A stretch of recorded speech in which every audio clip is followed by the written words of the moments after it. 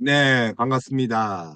우리 소선지서, 이 연구소 이제 두 번째 선지서인 이제 요엘을 보도록 하겠습니다. 이 요엘서는 사실 이제 뒤에 있는 이제 요엘서가 총 3장이죠.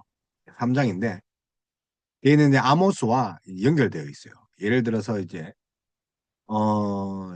두로 또 애굽 블레셋에 대한 심판이 연결되어 있기 때문에 붙어 있는 것으로 보이지.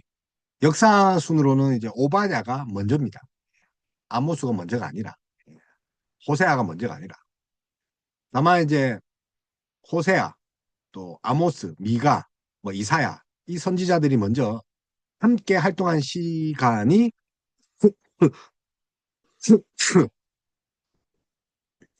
이제 어, 그 호세아가 활동했던 시절입니다. 그리고 이제 우리 성경의 순서는 이제 다음 우리가 지금 하고 있는 이제 요엘서인데 사실 히브리어 성경에는 이게 한 권이에요. 12권이. 그렇기 때문에 이게 시간적 순서가 아니고 어떤 주제나 연관성에 있어서 이제 함께 되었다. 오늘 또 이제 어, 그 요해설을 이제 살펴볼 건데 이제 메뚜기라는 이제 표현이 좀 있습니다. 메뚜기. 우리가 지난 시간에 살펴본 것 같이 1, 2장의 메뚜기 재앙 같은 경우는 여러분 그 북이스라엘, 남유다를 합친 그런 이스라엘 공동체 전체를 말하기도 하고 또 이제 포로기 이후 같은 경우는 그거를 이제 바벨론으로 보지 않습니까? 그래서 이제 이 요엘서 같은 경우 오늘 이제 메뚜기 재앙을 보겠지만 이 12선지서, 12선지서 중에 선지자 중에 하나님이 이제 12선지자 요엘이라는 선지자입니다. 이름은 지난 시간에 한 것처럼 요한은 하나님이시다. 하나님은 영원하다. 자, 그래서 언제 어디서 예언적 사역을 하였는지는 잘 모르죠. 그래서 요엘서를 상고하여 보면 뭐 대략 주전 800년 전 전이다. 그래서 유다 왕 우시야 시대에 뭐 사역했다. 그래서 이제 요엘서 1장 1절에 북왕국보다 남왕국 유다에서 활동한 것으로 보입니다. 그래서 북왕국 출신의 선지자 우리 지난 시간에 했던 호세아 그리고 북왕국을 또 예언했던 선지자 있죠. 아모스. 아모스는 사이의 불의에 대해서 이야기를 했지만 또 이제 호세아 같은 경우는 고멜이라는 그 사건 때문에 결혼 사건 때문에 이스라엘 민족의 신앙에 대해서 이야기를 한 것으로 우리가 배웠습니다. 그런데 이제 북왕국을 그 예언했던 사역했던 이제 아모스와 호세아와 다르게 남왕국 그러니까 유다에 대한 활동으로 보입니다. 그래서 부두엘 자기 아버지죠. 부두엘 하나님의 설득자 그죠? 엘 하나님이죠. 그래서 뭐 이렇게 히브리어로 엘 이렇게 적는데 하나님의 설득자라는 이름을 의미하는 그런 아버지 그리고 하나님은 여호와시다는 그 아들 요엘 그러니까 하나님의 일을 하는 사람이다. 그래서 아마도 제사장이었고 그의 가정이 철두철미한 하나님만을 의지하는 그런 신앙 가정으로 볼 수 있죠. 그래서 하나님을 신앙하는 또 정말 제대로 믿는 가정에서 하나님의 종을 선택하심을 볼 수 있죠. 그래서 시대적 배경은 뭐 불확실합니다. 그래서 뭐 어떤 주석에는 포로기 이후 보기도 하고 자, 이 포로기 이후로 본 이유가 지난 시간 것처럼 무강국에 대해 언급하지 않는 거. 그래서 무강국대에서 이야기를 하지 않는 거죠. 그래서 아마 멸망한 것 같다. 예. 그래서 586, 722, 그죠? 예. 자, 북왕국이 이제 멸망을 하죠. 그래서 아마 그 시대에 이스라엘, 북이스라엘의 멸망이지 않느냐. 722, 722. 그리고 제사장에 대해서 언급이 없죠. 왜요? 포로 시대 뭐 전이 포로 시대 중이거나 포로 시대 이후에는 그 왕의 그런 제도나 제사 제도가 없어졌을 거잖아요. 포로 갔으니까.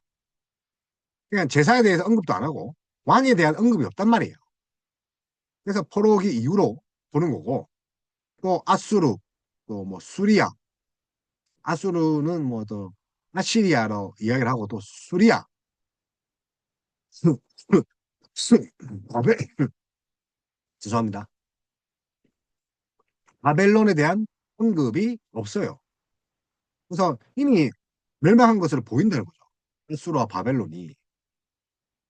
그래서 이제 메뚜기 때 같은 거는 과거에 해상한 걸로 보고 있죠. 과거에 그런 재앙들이 있기 때문에.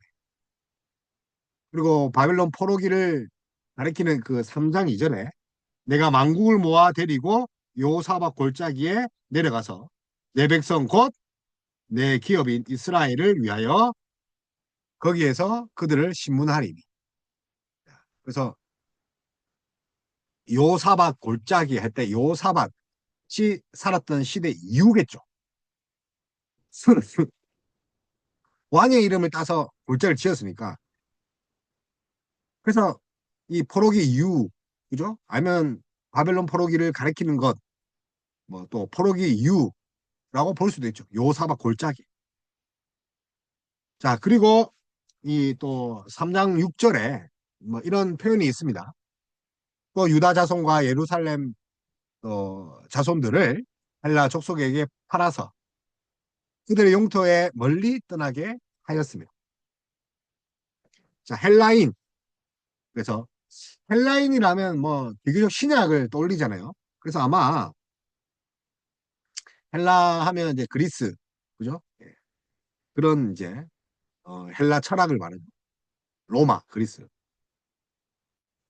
그러니까 아마 요엘서가 그 후에 작성된 것을 보죠. 그래서 요엘이 우상에 대한 언급이 없어요, 일단. 그리고 자, 우상에 대한 언급이 없다는 것은 자, 요하다. 그죠? 요하다. 제사장 섭정 아래 요아스 왕이 초기에 이 바알 숭배와 다른 신들을 제거한 이유로 볼 수 있죠. 요아스. 자, 그래서 요아스의 종교개혁 있죠. 산당은 제거하지 못했지만 그래도 바알 회파했죠. 그 이유지 않느냐. 그래서 유다의 초기 선지자로서 이스라엘의 엘리사와 동일시대의 인물로 보는 게 누굽니까? 엘리사와 이제 요엘입니다.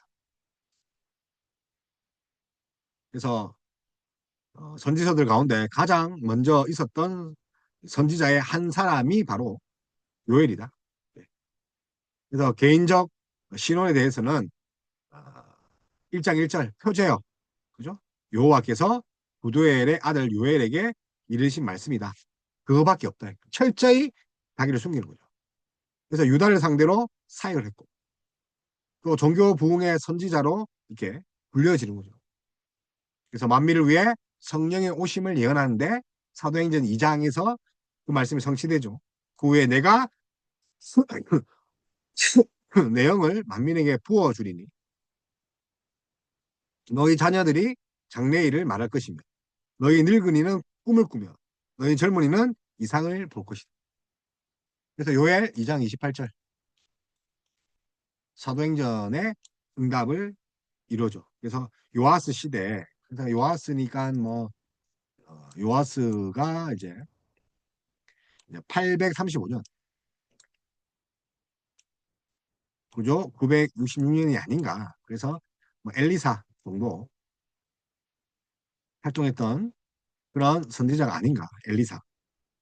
하나님의 대변인 요엘은 하나님의 말씀을 선포하기 위해서 메뚜기 때의 재난을 하나님의 심판으로 유다를 향해 경고하고 있습니다. 메뚜기 때라는 상징적 묘사를 위해서. 그래서 우리 오늘 PPT 본 것처럼 단순한 자연재해가 아니라는 거죠. 왜냐하면 이 한 나라로 이제 묘사하는 거죠. 한 나라. 하나의 나라. 자, 메뚜기 떼를 뭐라고요? 하나의 나라.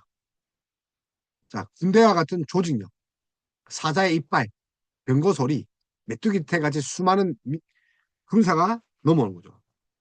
그래서 유다만을 향한 경고가 아니라 이 시대에 살아있는 또 이 시대에 하나님 말씀의 사역을 담당하고 있는 모든 하나님의 종들, 종교 지도자들, 세상의 정치, 경제 모든 분야의 지도자들을 향해서 뭐 예언하지 않나 뭐 그렇게 봅니다. 그래서 이제 요엘 당시 이제 요엘 이제 요아스 그래서 그 만약에 이게 따면 722년 그 북이스라엘 망하기 전에 이 만약 활동했다면 아마 요아스가 바알 제단을 회파하고 또, 또 바알 제단뿐만 아니라 이제 아달랴가 들어온 종교적 물품을 파괴하고 멸하고 또 모세 율법에 명시되었던 이 성직자들에게 복음 운동을 벌여 큰 성을 거두었던 그런 진정한 예배가 정착된 아마 그 시대가 아닌가. 그래서 너희는 옷을 찢고 마음을 찢고 너희 마음 옷을 찢지 말고 마음을 찢고 이제 하나님 여호와께 돌아올지어다. 그 요엘의 2장 13절 그 회개를 촉구하는 거 있죠. 탄식하면서.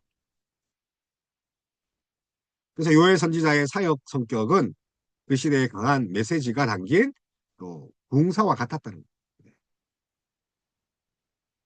그래서 요엘을 통해서 크게 이제 계시성을 이제 보는 거죠.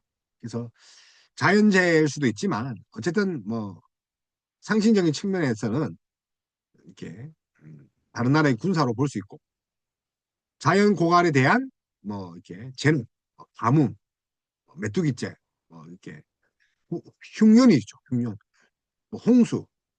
그러니까 하나님 심판이 자연에 대한 심판이죠. 또 하나는 또 회개하고 돌이키면 옷을 찢지 말고 가슴을 찢으면 하나님의 뜻에 합당한 때에 은혜를 내려주신다는 거예요. 그래서 부어준다 성령을. 그래서 여호와의 날, 심판의 날, 크고 두려운 날. 자, 에스겔도 있고 예레미야도 이사야도 있다는 거죠. 하나님의 진노의 날, 심판의 날 동시에 믿는 자에게는 은혜의 날.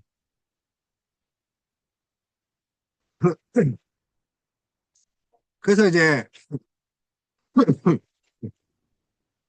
우리가 이제 보니까 팥종이가 남긴 것을 메뚜기가 먹고 메뚜기가 남긴 것을 누치 먹고 누치 먹는 것이 황충이 먹고 뭐 그런 표현들 우리 옛날 성경 같은 경우는 마태복음 24장에 있죠. 예수님께서 제자들에게 말세에 대한 재난을 말씀하셨죠. 그래서 민족이 민족을 나라가 뭐 그렇게 대적한다. 그리고 뭐 터처에서 기근과 뭐 지진이 일어난다.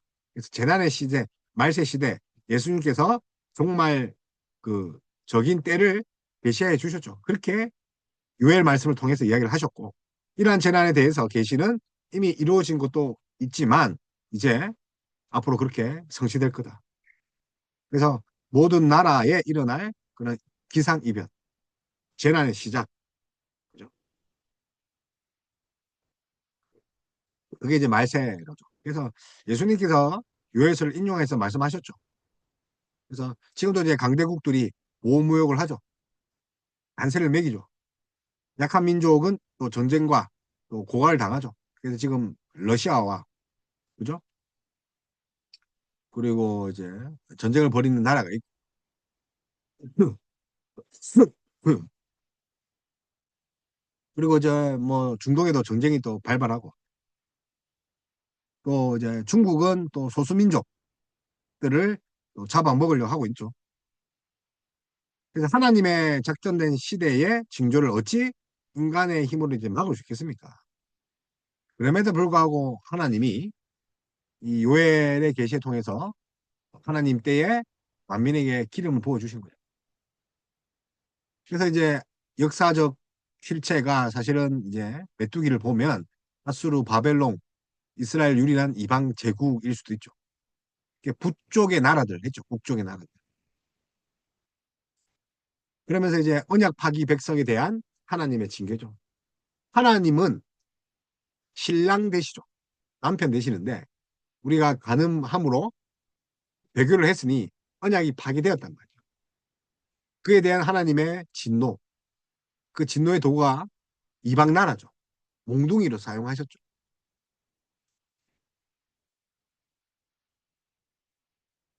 그래서 여호와의 날에 또 심판의 존조가 이제 보입니다. 심판의 존소. 그럼에도 불구하고도 하나님은 그런 우리들에게 어, 이제 어, 회복의 말씀을 하시는 거죠. 하나님의 질투. 네, 하나님의 질투. 사실은 하나님이 감정이 있습니까? 하나님이 완전한 분이기에 부족함이 없어요. 질투가 있겠습니까? 그러나 이, 이 하나님을 마치 의인화 그리고 사람처럼 하신 이유는 눈높이 학습이라는 거. 우리가 인간으로 이해해야 된다는 거. 마치 질투처럼 이해를 해라. 눈높이 학습이에요. 하나님은 그런 감정이 없으십니다. 완전하시기 때문에.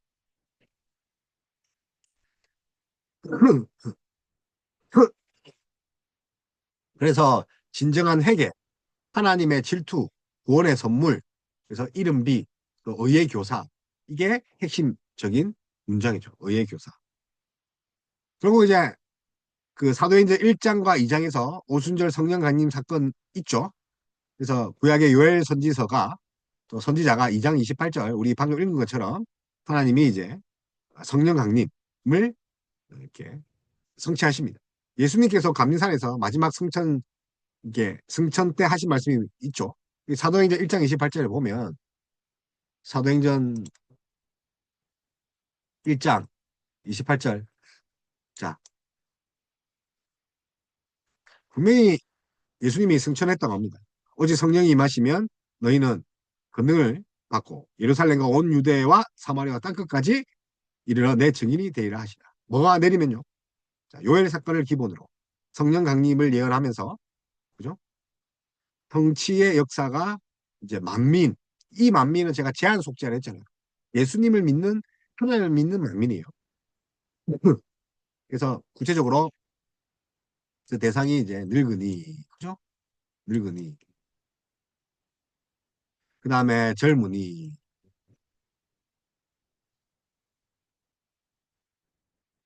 그리고 뭡니까? 남종과 여종 모든 대상이죠. 모든 대상. 그래서 이것은 계시의 발전이기도 하고 하나님이 구원을 이루시겠다는 강력한 선포죠. 어떤 자라도 그 하나님을 부르짖는 자, 여호와를 부르는 자, 에피칼레오 하는 자에게는 구원을 주신다. 신실한 하나님. 구약에서 특정자에게만 하나님의 신이 임하면 하나님의 직분을 수행하도록 하셨죠. 그래서 왕, 제사장, 선지자, 그죠? 그런데 이제 왕, 선지자, 제사장을 이제 그걸 우리에게 위임하신다. 그래서 남녀노소, 신분고와 그래 되겠죠. 그래서 이제 우리 표현으로 하면 남녀노소를 그죠? 노소, 신분의 기천과 그죠? 신분의 이제 고와 그런 인간적인 요소에 관계없이 성령을 부어주시죠. 성령을 부어주신다. 그래서 기다려야 될 것을 말씀하여 주고 있다는 거죠. 기다려야 될 것. 자, 그래서 뭘 기다려야 됩니까? 성령. 자, 기다림의 대상이죠. 그리고 그 기다림의 대상은 결국은 하나님이 약속하셨고 영광의 약속이죠. 자, 물질적 축복이 아니라 어떤 축복이에요? 어떤 자유함이에요? 영적 자유함이죠. 그리고 이 약속은 전 우주적 그러니까 창조의 회복이죠. 그리고 직분의 회복이죠. 왕, 제사장, 선지자. 직분의 회복. 그래서 그 요엘서의 그 두 가지 그 종말은 회개와 권면을 통해서 하나님 은혜를 받다. 자, 회개와 종말의 때에 자, 기근과 메뚜기 때 같은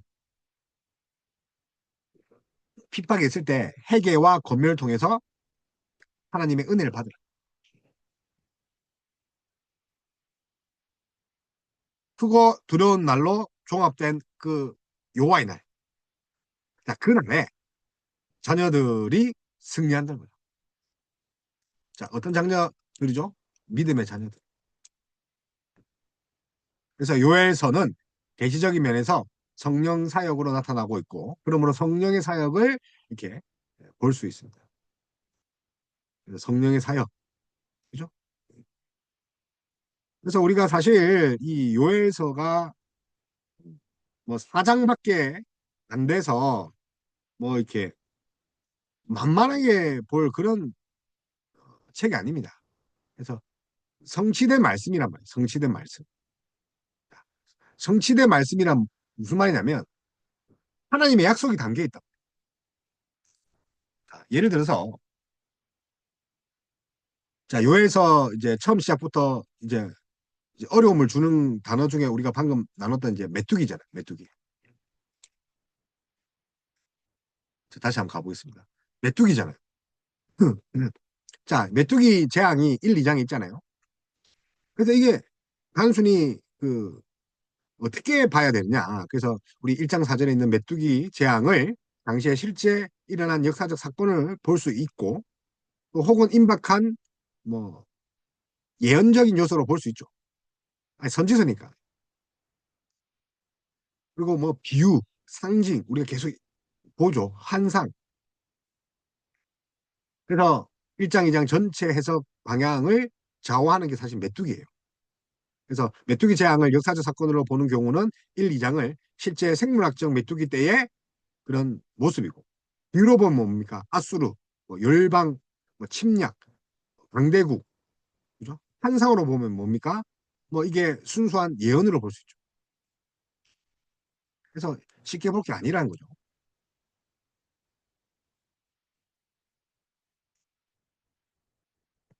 그래서 이제 문제는 이제 메뚜기입니다. 뭐 항충, 느치 그게 중요한 게 아니라 그래서 어떻게 볼 수 있다는 거죠. 이게 진짜 역사적 사실로 볼 수 있죠.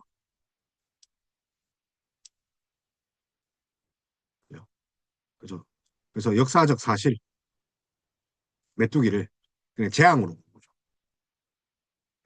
두 번째 뭡니까? 역사적 사건으로 보고 생물학적 뭐이 메뚜기 떼로 이게 비유할 수 있고 또 비유로 보면 방금 말했던 것처럼 뭐 아수르, 바벨론 뭐 이렇게 침략이 되겠죠. 자, 환상적인 환상을 봤다 만약에 이게 보면 메뚜기 재앙을 어떻게 봐야 됩니까? 환상 그러니까 뭔가 이제 예언 측면에서 이게 환상적인 측면에서 본다면 순수한 그 앞으로 일어날 뭐 그런 예언을 보겠죠.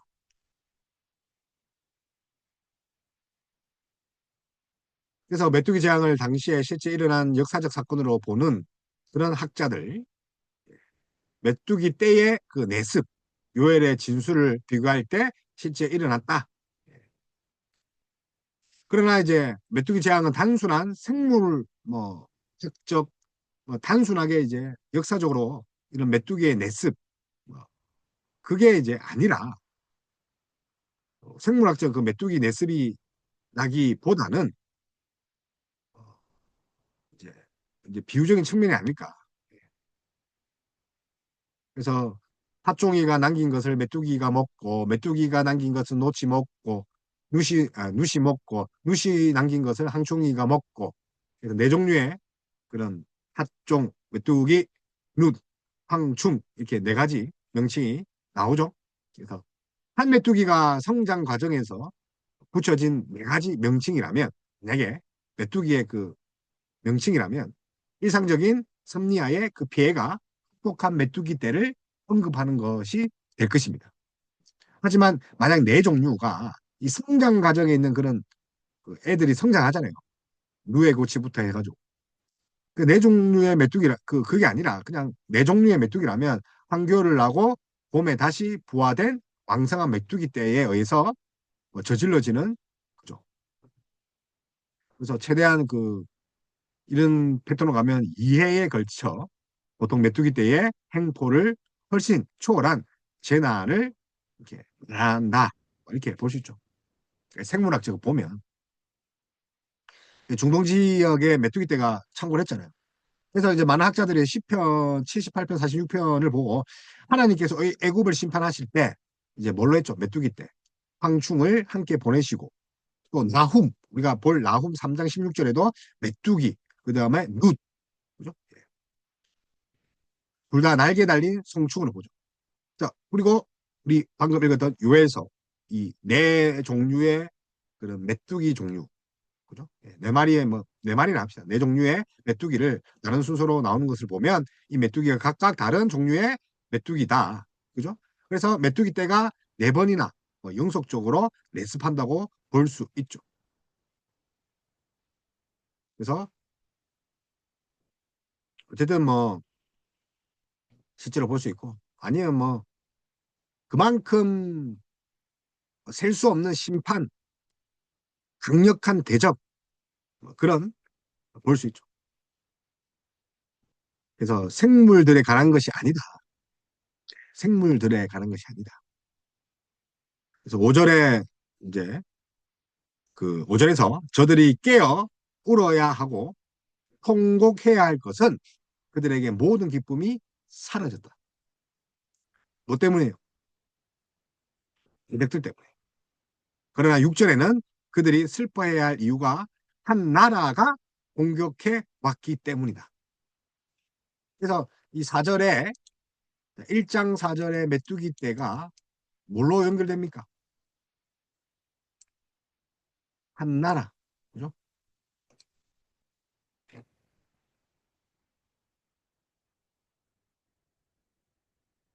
그래서 고이, 가이, 이렇게 한 나라 히브리어가 있는데 이 한 나라 같은 경우는 민족이죠, 민족. 그죠? 한민족. 그래서 이제 북쪽 나라 이렇게 했잖아요. 또는 나라 민족인데 요엘이 보고 있는 이 메뚜기 떼들의 정체가 아마 이방 정복자를 이렇게 상징하지 않을까. 그래서 한 나라. 그죠? 예.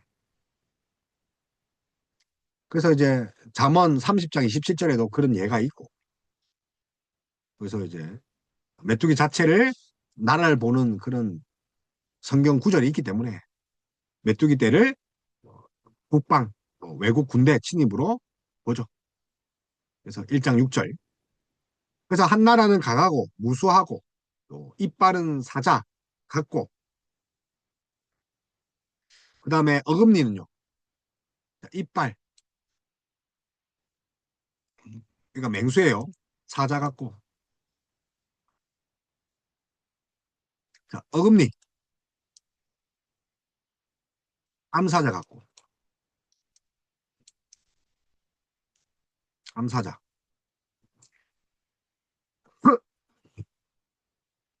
그래서 이렇게 묘사하고 이게 이제 1장 6절인데 2장 5절과 2장 7절에 보면 또 이 계시록에서 요한이 교회의 대역자들, 그러니까 적그리스도인들, 대적자를 표상으로 메뚜기를 상징적으로 언급한 내용과 흡사한데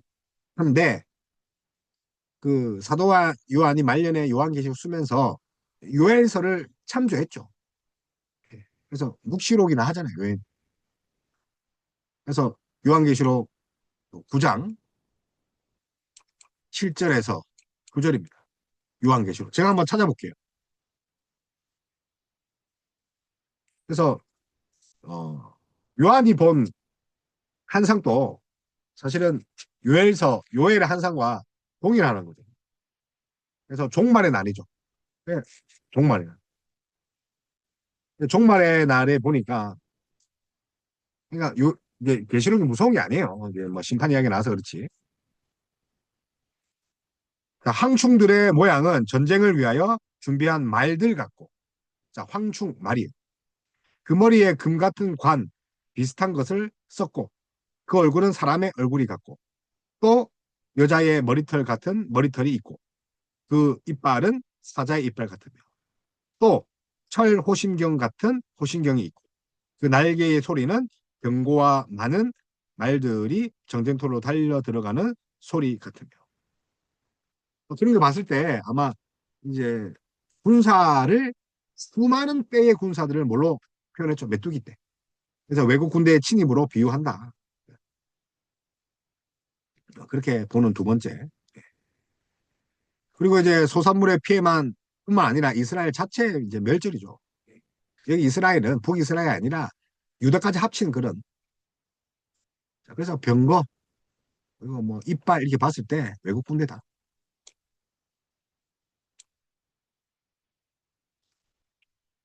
그래서 이제 요엘서 1장 2장을 이미 일어난 역사적 사건으로 해석하는 자들은 1장을 땅의 소산물에 대한 재앙으로 취급할 수 있고 이 재앙 때문에 사람이 상식한다. 그래서 소산물의 피해, 그죠? 뿐만 아니라 6절에 내 땅이라는 그 할 때 내 땅, 이 나 있죠? 선지자 자신을 가리키는 말일 수도 있고 또 아니면 여호와 하나님을 가리킬 수 있죠. 1인칭 내 땅. 그래서 나라는 것은 선지자 자신을 가리킬 수 있죠. 내 땅. 그러나 또 하나님 백성 일원이지만 또 그 하나님 백성 일원의 땅이 뭡니까? 내 땅. 그리고 하나님 땅이죠. 하나님이 통치해야 될 날. 그래서 이스라엘 땅을 선지자가 내 땅이라고 말한 것이 좀 부담스럽잖아요. 그럼 결국은 내 땅이 하나님 땅이잖아. 그래서 그때 여호와께서 자기 땅을 위하여 중심이 뜨거우시며 그래서 2장에 보니까 2장 18절에 그 땅 이야기 또 나와요. 그러니까 결국은 여기가 선지자 땅인지 하나님 땅인지 이제 모르겠지만 이 6절에 우리 그 메뚜기 이야기 나올 때 그죠? 이빨 나오고 할 때 결국은 그 내 땅이 하나님 땅인데 뭐 그렇게 그럴 필요가 없어요. 어쨌든 2절에는 그 땅이 누구 땅이라는 거. 1절에 뭐 요엘 내 땅이라지만 그 땅은 곧 하나님 땅이다.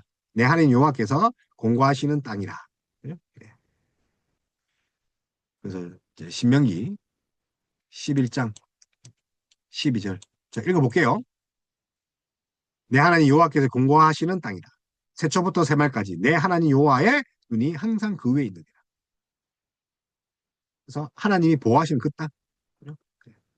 그래서 내 땅이 여호와의 하나님의 땅으로 본다면 7절에 이제 그 땅 이어서 7절에 뭐가 있습니까? 7절에 우리 지난 시간 다 했는데 나의 포도나무, 나의 무화과 나무, 그죠? 예. 포도나무, 무화과 나무는 이스라엘 가르치잖아요. 하나님의 백성을 상징하죠. 그래서 이스라엘을 포도나무로 비유하고 이스라엘 백성을 뭐 가지로 비유하고 그런 차원에서 무화과 나무도 마찬가지로 이렇게 하나님의 백성이죠. 그 땅에 있는 하나님의 백성, 하나님의 백성, 포도나무, 그죠? 무화과 나무. 그 땅에서 가장 흔히 볼 수 있는 그런 상징적인 물건을 이용해서. 자, 그러면, 자, 여러분. 그래서 메뚜기 떼가 이스라엘 땅에 초몽을 멸망시켜서 흉년을 야기시키고 먹을 것이 없고 제사 드릴 것이 없다. 실제적인 역사적 사건으로 볼 것인가? 아니면 으스로와 같이, 바벨론과 같이 이방 나라들의 한 나라, 그죠? 한 나라로 볼 것인가? 결국은 언약 파기 백성에 대한 하나님의 진노란 거예요. 그래서 이스라엘 회중 전체를 향해 외치는 거죠. 어쨌든 너는 벌 받는 거야. 왜요? 죄를 지었기 때문에. 배교했으니까. 그래서 이제 우리 앞에 보면 뭐라고 합니까? 보면 애곡하라 하잖아요. 크고 어두운 날, 여호와의 날. 그죠? 크고 어두운 날은 말은 없는데 보통 이제 그렇게 선지서에 이제 여호와의 날 할 때 그렇게 하잖아요. 그래서 결국은 애곡하는 거죠, 애곡. 어떻게 해라고요?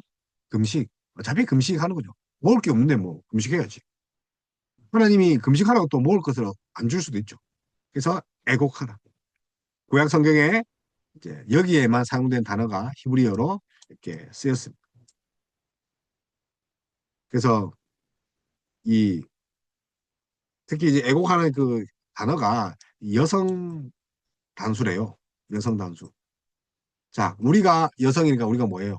신부. 자, 여성이 누구를 위해서 울어야 돼요? 남편을 위해서. 현여 뭐 신부 이스라엘이 신랑에 버림받아 그 죄로 인해 심판받게 되었으므로 애곡하라 울어라. 이스라엘 울어라.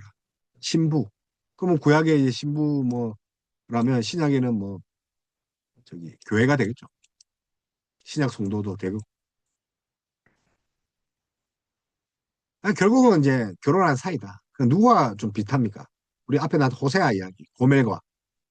그 이스라엘 그 이스라엘이 약혼녀, 소시적에 약혼한 젊은 남편을 잃은 처녀와 같이 처절하게 슬픈 거죠.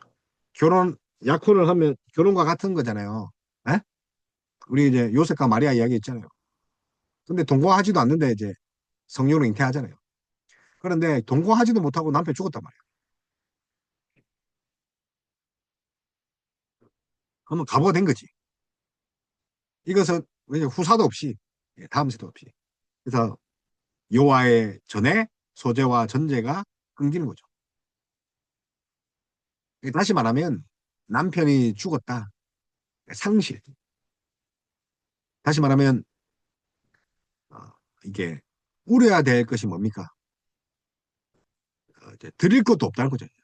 메뚜기 재앙 때문에 먹고 살 것도 없는데 소재와 전제도 끊겼고 제사 중단이 뿐만 아니라 성전 예배가 중지됐고 성전 예배의 중지는 하나님께 버림받았다. 결국 남편이 죽은 거라고. 그죠?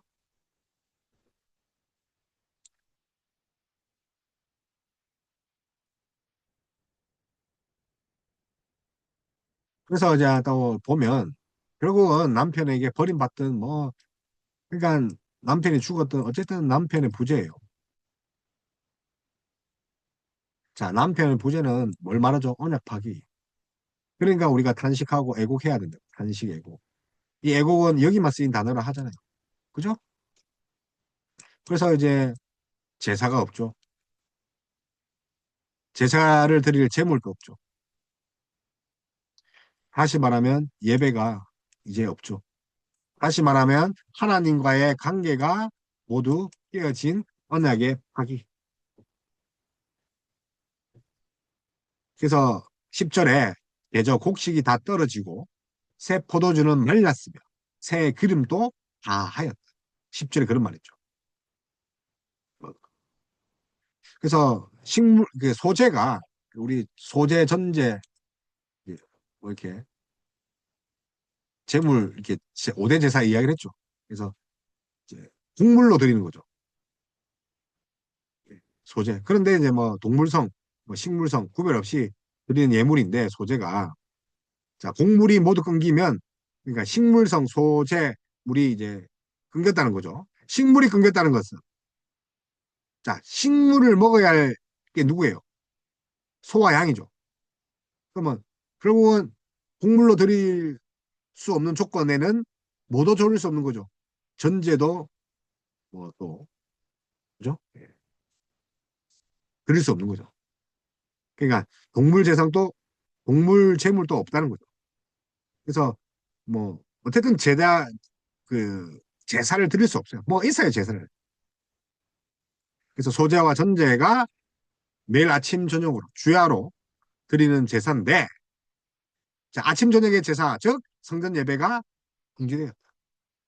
예배 똑바로 드리지 않으니까 예배문을 닫고 싶다. 말라기서와 좀 비슷한 거죠. 그래서 메뚜기 내습으로 인한 기근 때문에 소재와 전제가 끊겼다고 볼 수도 있고 이방 나라의 침입으로 도망가야 되고 또 식물을 기를 수가 없잖아요.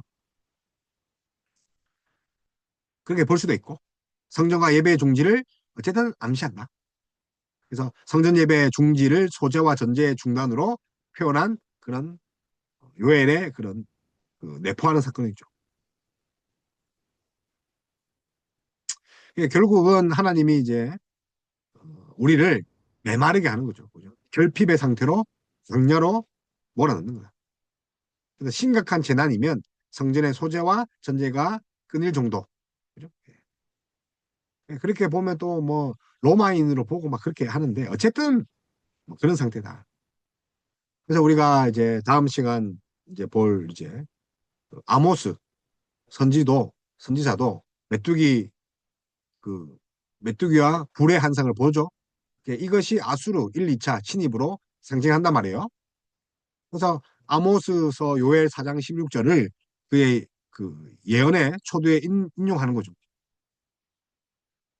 아모스도 이제 요엘 4장 16절을 이제 아모스에서도 인용을 하는 건데 이제 뭐 한번 볼게요. 요엘 4장 뭐 폈으니까 그죠? 예. 아모스 4장 16절.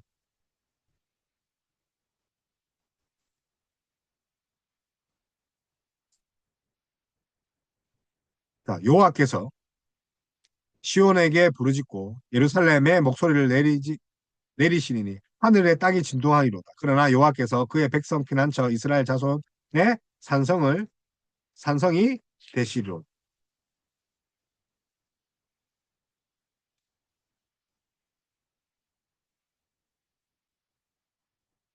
그래서 이제 그 요엘서와 상당한 연관성이 있다. 아모스가.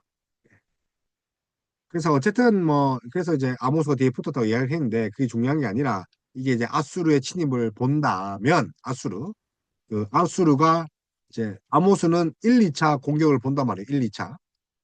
근데 이제 그 1, 2차 아모스는 1, 2차를 보는데 아수르는 세 번에 걸쳐서 북이스라엘을 침공하는 거죠.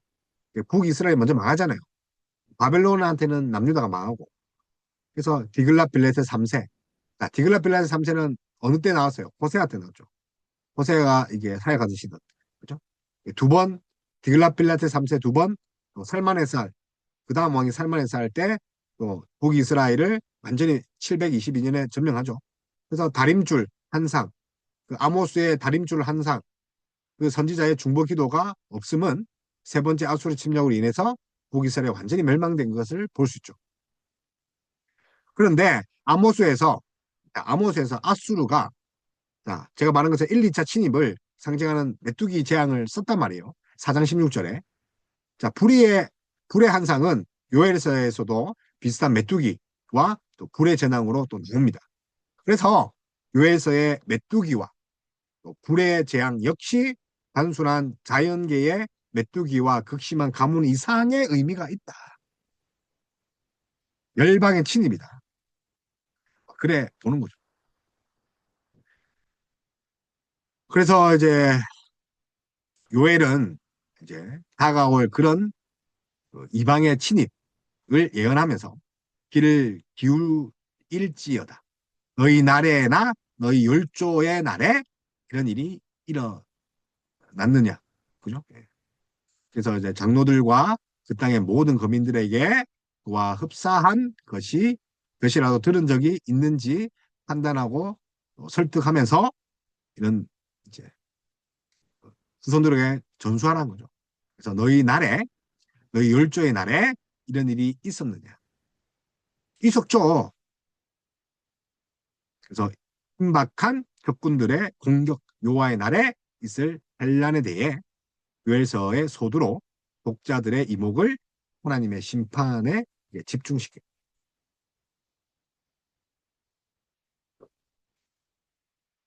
그래서 뭐 어쨌든 뭐 중요한 거는 요 날에 임할 심판의 존조입니다.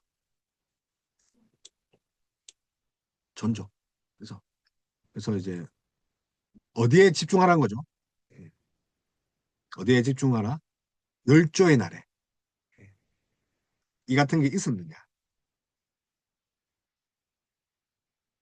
그래서 이제 메뚜기 재앙을 역사성으로 인정할 것인가? 실제로 역사성인가? 아니면 뭐 이방 나라일까? 아니면 예언인가? 중요하다는 거죠. 그래서 이제 우리가 이제 어, 회복의 약속을 이제 봅니다. 공리를 한 번 더 걸 거예요. 공리를 한 번 더 걸 거고. 회복의 그런 약속. 그래서 진정한 회개, 하나님의 질투, 구원의 선물, 회복의 약속이죠. 구원의 선물. 그래서 이제 의의 그런 교사 이런 이야기가 이제 뒤에 나옵니다. 그래서 요엘서 2장이 1장과 이렇게 병행되는데 요엘서 2장이 1장과 병행되는 거죠. 병행되는데 1장과 동일한 메뚜기로 상징된 이방, 이 열방의 내습으로 그리고 이제 그 내습에 인한 것들을 계속 그리고 있다는 거죠. 그래서 1장과 2장이 병행되는 건데 중요한 것은 이제 회복의 약속이 좀 있다는 거죠. 그래서 선지자 모든 거민에게 다시 회개를 촉구하는 거죠. 메뚜기 때는 이스라엘을 정복하는 이방 나라라 본다면 회개를 촉구하는 거죠. 그래서 17절에 특별히 제사장들에게 기도하라고 요구합니다. 제사장들에게 기도한. 그래서 이제 17절에 보니까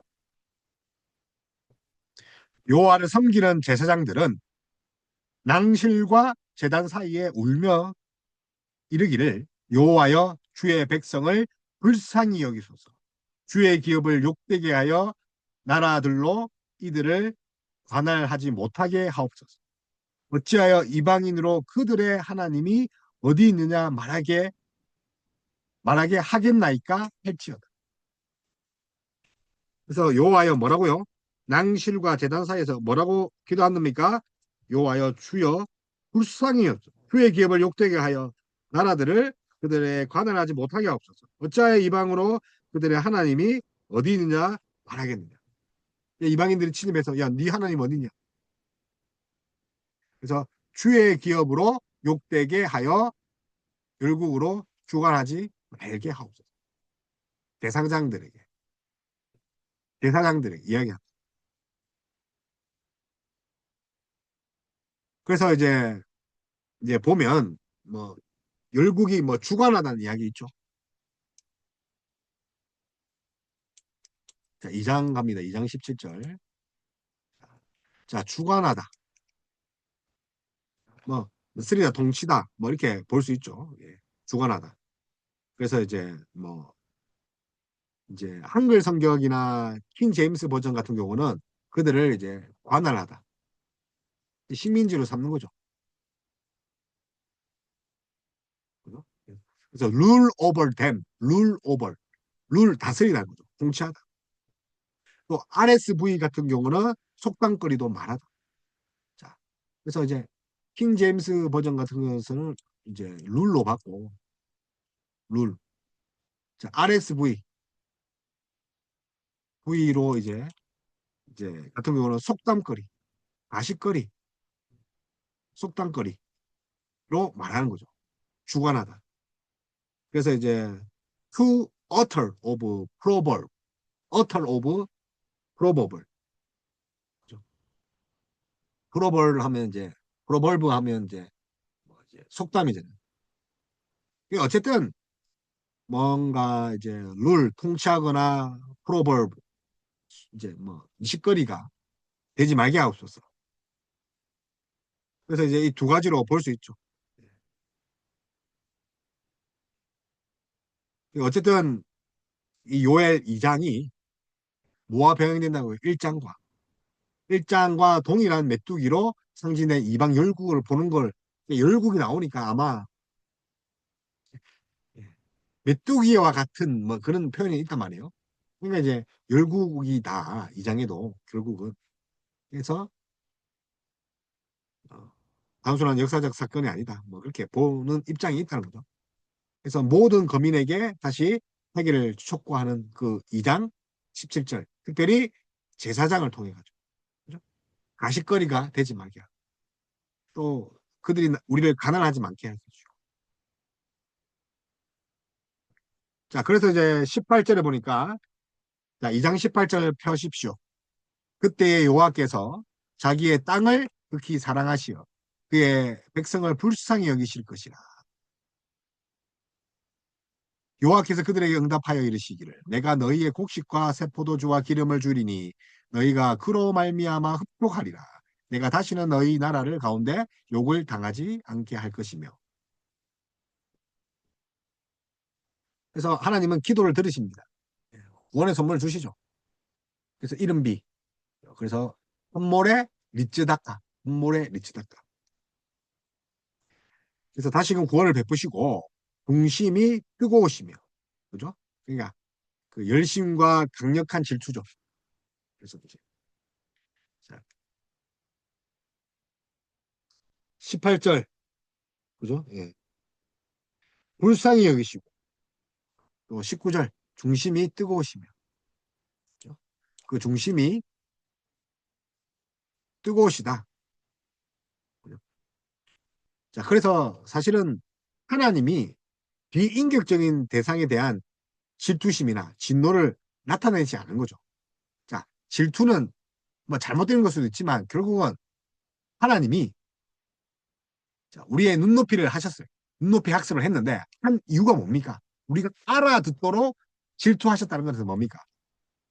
우리를 인격적으로 대우하고 계시다. 자, 비인격적인 대상에게 질투를 합니까? 여러분이 사랑하지 않는 대상에게 그 질투를 느낍니까? 여러분이 연애하고 있고 여러분의 아내가 다른 사람을 좋아하면 어떻게 합니까? 아, 질투하죠. 왜요? 인격적 존재니까. 그래서 자기 땅을 위하여 그처럼 중심이 뜨거워지셨다. 자기 땅에서. 여호와 땅이죠. 요엘 땅이 여호와 땅이다. 그래서 영광이 원수들에게 넘겨질 것을 질투하시고 자기 백성이 백성에게 압제를 당하는 것에 유린당하는 것에 의문을 이제 의구심을 품는 거죠. 그래서 메뚜기는 하나님께서 책임을 물으시는 인격적 대상이다. 메뚜기도. 그래서 큰 일을 행하였습니다. 그가 누구인가? 큰 일, 누가 했죠? 그가 여호와의 하나님을 가리킨다면 여호와 하나님께서 이 대적을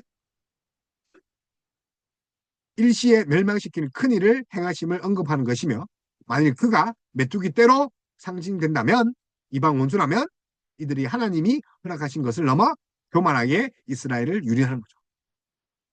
그래서 큰 일을 행하다. 하나님이라면 그죠? 여호와 하나님께서 이 대적을 일시에 멸망시키는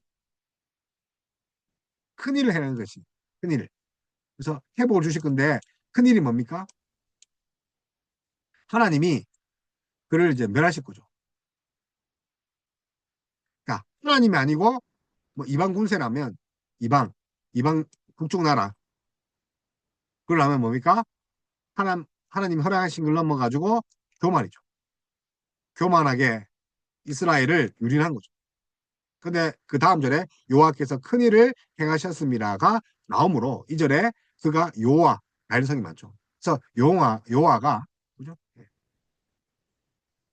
첫 번째 말씀이죠. 대적을 일으켜 멸하실 것. 그래서 북방 그죠? 멸망하시게 된 이 제목을 말씀하셨다. 북방이 왜 멸망했는가? 하나님이 멸망시켰다. 그러므로 이 북방 것이 도덕적 의미가 부여된 인격적인 하나님의 대리자며 또 스가랴 1장 5절에 보면 안이란 열국은 힘이 진노하노니 나는 조금만 노하였거늘 그들은 힘을 내어 고난을 다했다.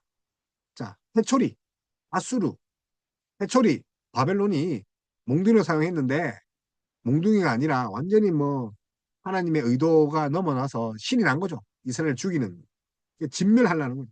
그래서 나도 너희를 진멸하겠다. 네가 이스라엘 한 것처럼. 그래서 메뚜기 때는 북방에 일어난 강대한 나라인데 20절을 보니까 이방 원수가 졸지에 어떻게 망할 것인가를 이야기하죠. 그래서 너희에게 너희로부터 너희 위에 그런 걸 봤을 때 멍에를 벗겨주고 고통과 억압을 주던 저들을 위해서 벗어나게 하나님이 시키신 대로 몽둥이로만 사용해야 되는데 뭘로 사용했다고요? 칼로 사용한 이방 군대 북쪽 나라 북방인.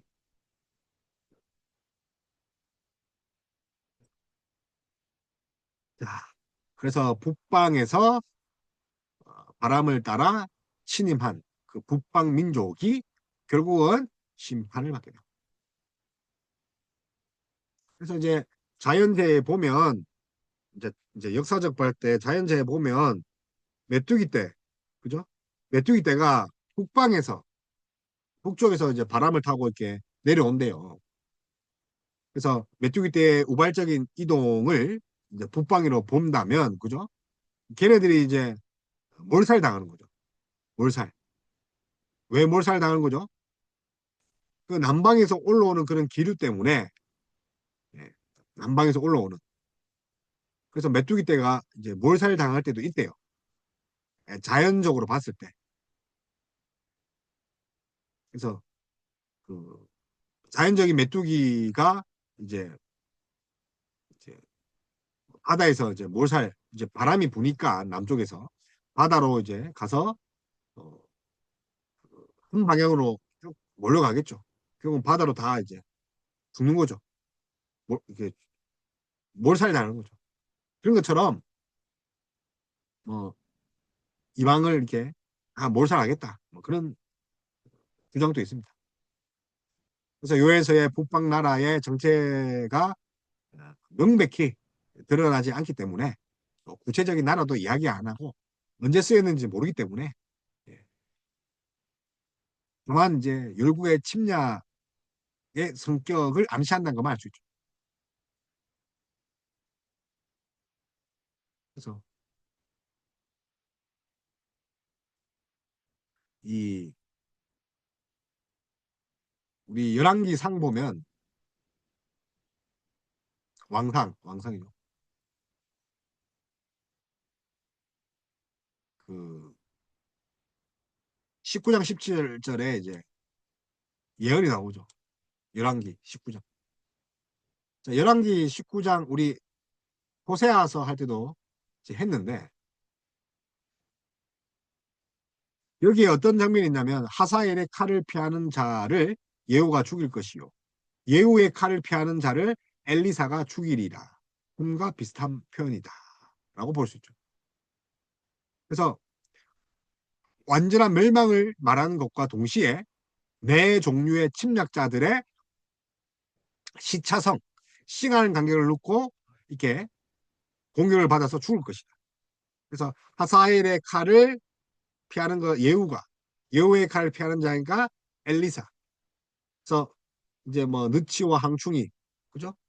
또 놋 이야기가 나오고 그래서 네 가지 종류의 메뚜기가 차례로 와서 뭐 진멸하게 될 것이다. 누가 피하게 되면 또 또 다른 것이 와서 죽이고 또 남은 잔녀들을 또 다른 또 세력이 와서 죽이고 그래서 우리가 이제 팥중이가 남긴 것을 메뚜기가 남긴 것을 느치가 팥중 메뚜기 느치가 남긴 것을 황충 이게 우리 일장 사전 했잖아요. 그래서 팥중이가 남긴 것을 메뚜기 그죠? 메뚜기가 남긴 것은 느치가 느치가 남긴 것은 황충이 팥 메뚜기 느치 황치 자 그래서 이 우리 호세아 하면서 우리가 이제 무슨 이야기를 했습니까? 예후의 왕조 이야기를 했잖아요. 예후. 자, 예후를 벌하실 것이다. 어떻게? 예후가 오므리 왕조를 파한 것 같이 예후도 그렇게 파할 거다. 예후가 오므리 왕조를 없앤단 말이에요. 그때 이제 왜냐면 이제 이 3단까지 이게 제하지 못했기 때문에 어쨌든 그런 이제 호세아서의 그 연절, 이방, 배교, 간음, 음행 예후도 똑같다는 거죠. 그때 이제 19장을 읽으라 했단 말이에요. 그 19장 보면 하사엘의 칼을 누가 피하는 거죠? 예후가 이제 하사엘을 칼을 피하면 예후가 죽이는 거죠. 또 예후가 칼을 피하는 자는 또 누가 죽은 거예요? 엘리사가 죽이는 건데 그와 유사하다. 철저하게 죽이는 건데 어쨌든 팥죽, 메뚜기, 느치, 황충이 네 가지 종류라면 이래 봤을 때 이제 아수르가 남은 것을 바벨론, 바벨론이 남은 것은 이제 알렉산더, 헬라, 그리고 헬라가 남은 것은 로마. 뭐 그렇게 볼 수도 있다. 그래서 그날이 어떤 날이고요? 여호와의 날. 여호와의 큰일. 그래서 여호와의 큰일은 자, 이방으로 볼 수도 있고 이방이 오버한 거죠. 하나님 쪽만 해라 했는데 교만을 볼 수 있고 아니면 하나님의 진면이라 볼 수 있죠.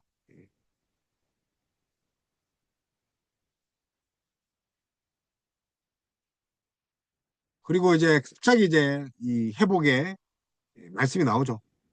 갑자기 맞죠? 자, 우리 지우고 한번 해볼게요. 어쨌든 이제 여호와의 큰일이죠. 중요한 건 여호와의 큰일이다. 이게 뭐 확실히 면하겠다. 그죠? 여호와의 큰일, 여호와의 진멸. 그죠?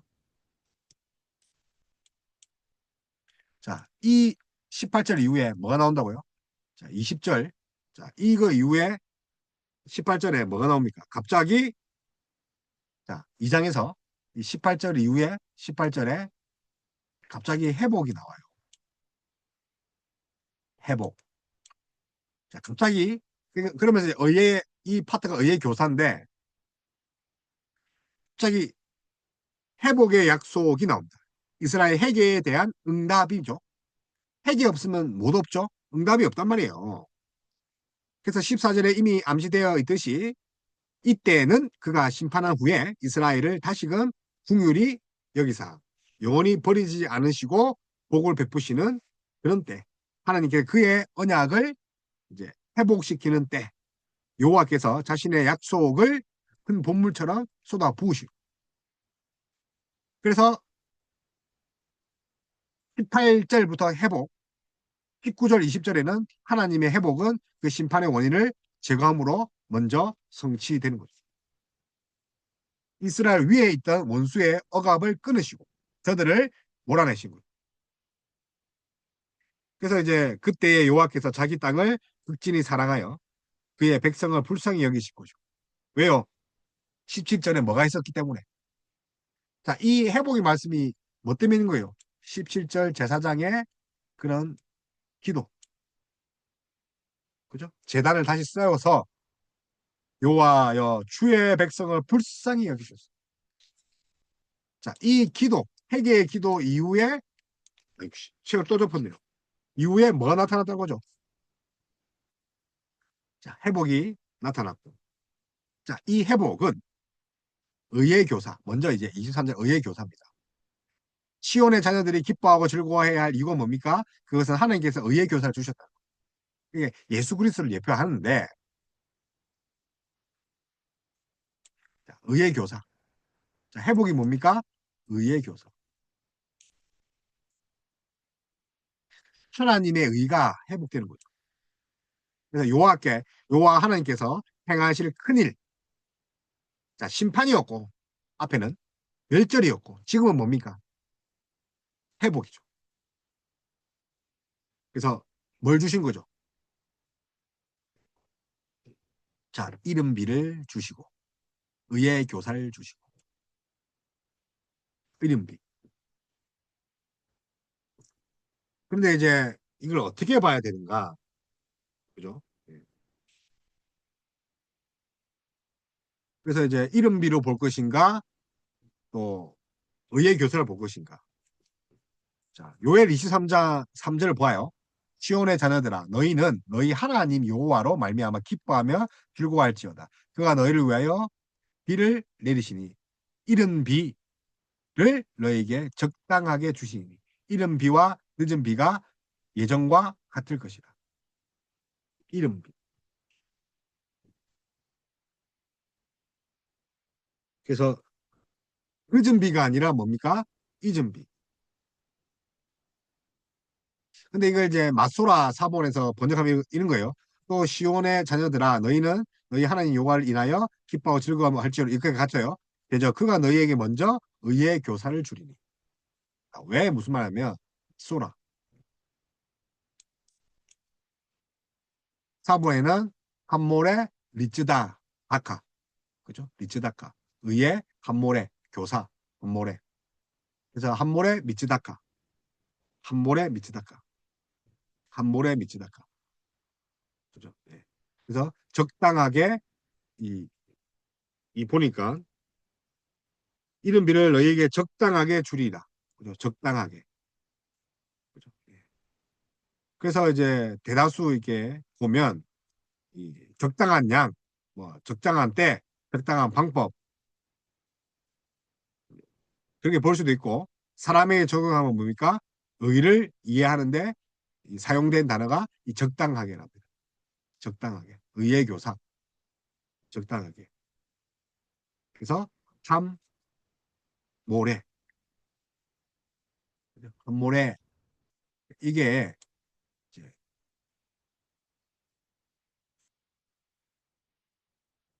적당한이라는 그런 부사구입니다. 적당한, 적당한 한모래. 그래서 어, 적당한 양 뭐 될 수 있지만 이 한모래가 이 사람에게 쓰이면 뭐가 되냐면 의가 됐죠. 의. 그래서 마소라 사본에서는 의로 봤단 말이에요. 그래서 약 150회 쓰였다고 합니다. 모래의가 의, 뭐 공의, 뭐 이런 거 있죠. 권리, 적당하게란 뜻의 부사로 활용했다. 자, 그리고 이제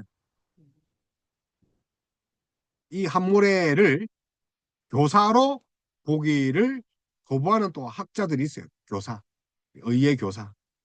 예. 이 선지자 요엘의 이게 이 논증을 점진적이고 또 육신 생활에 대한 뭐 축복에서 더욱 큰 영광, 영적인 축복을 또 이렇게 볼 수 있겠죠. 그러니까 이제 메뚜기니까 이제 요엘 전체를 봤을 때 점증적으로 먼저 이제 육신에 대한 이 축복으로 볼 때 메뚜기 때니까 이제 회복할 다시 땅이 솟아내야 되니까 비로 본 거죠. 갑자기 뭐 의 이야기를 한 거는 의의 교사가 보는 건 좀 부담스럽다.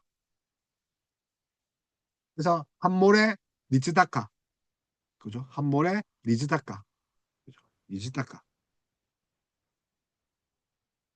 그렇게 보기는 이제 좀 조금은 힘들지 않나 뭐 그렇게 볼 수도 있죠.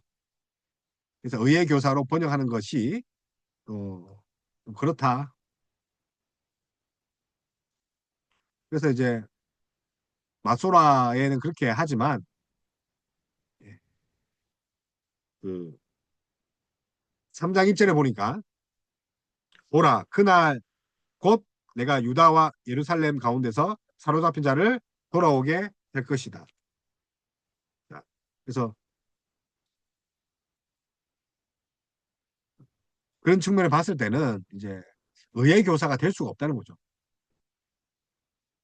그래서 그 후에 언급되어 있는 문맥상과 매끄럽게 하기 위해서는 뭐 의의 교사에 대한 약속이 보다는 육체에 부어질 성령의 강림에 대한 약속이 나오는 것이 의미상 하나님의 기이한 복을 더욱 잘 드러낼 수 있다. 뭐 그런 이렇게 보는 거죠.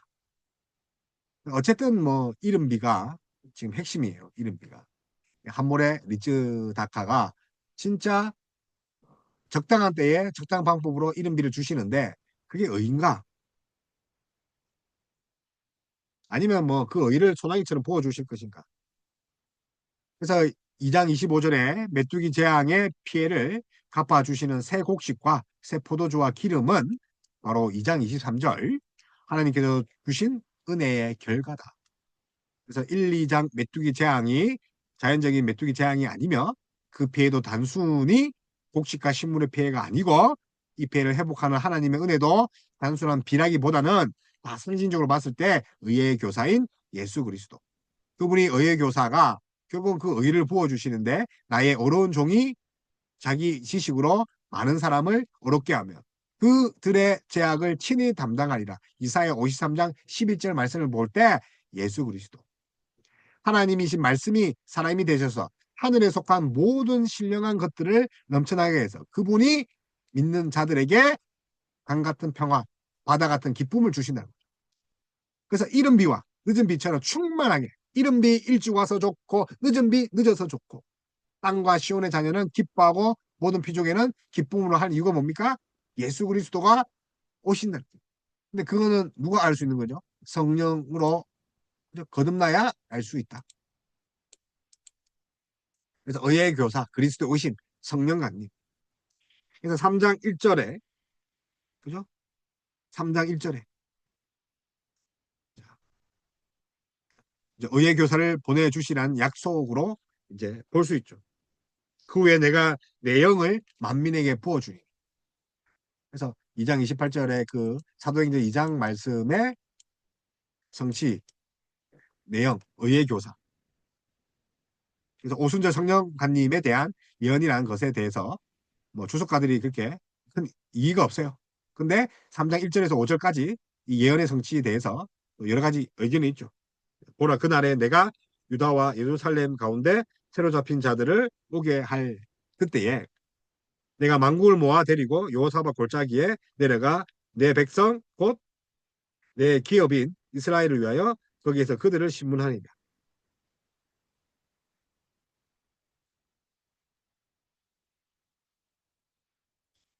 그래서 오순절 날 드러난 이 방언 은사에 대한 뭐 예언이 아니다. 방언이 아니라 베드로가 요엘서를 너무 크게 해석한 것 그죠? 예.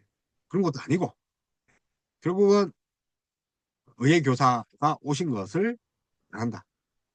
그래서 성령님의 강림으로 시작된 그 새로운 시대. 자, 3장 2절에 보면 요사박 골짜기 그죠? 예. 또 내가 만국을 모아 다락방에 만국의 사람들이 모이죠.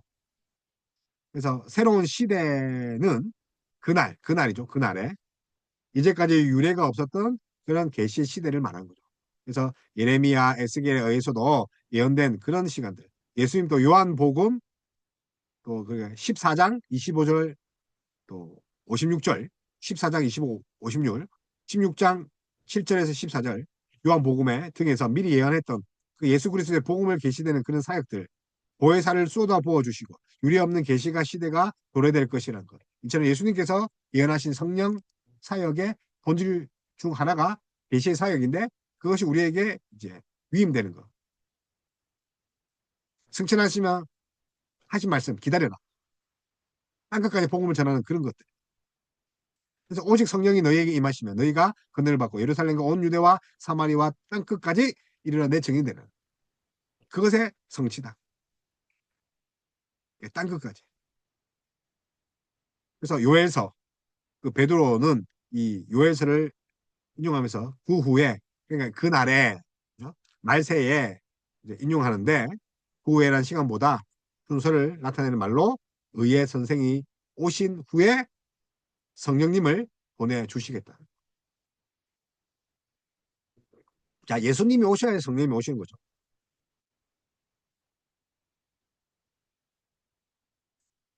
그래서 의의 선생인 예수님이 오시면 성령 강림, 그래서 우리가 제사장, 그리고 남녀노소, 신분 고하를 막론하고 구약의 특수 계시가 이제 모든 기름 부은 자들에게 가. 그래서 이제 교회 시대가 개막된 거죠. 누구든지 주의 이름을 부르는 자, 에픽할레오, 구원을 받는.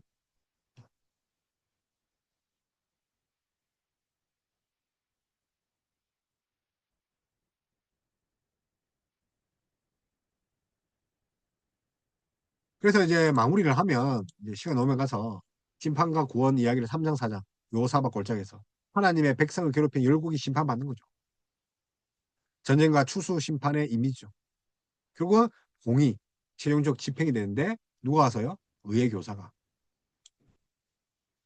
그래서 거룩한 시온, 여호와께서 자기 백성의 산성이 되시고 또 새 예루살렘, 이방인이 통행하지 못하는 거룩한 곳, 새 예루살렘, 이방인이 오지 못해요.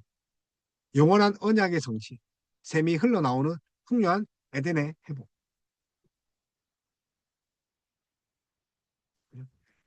네, 거룩한 시온이죠. 거룩한 시온. 거룩한 예루살렘. 여호와의 날에 무서운 심판이 집행될 것이나 하나님께서는 친히 그의 백성들의 피난처가 되고 영원한 거처가 되리라는 약속. 4장 16절.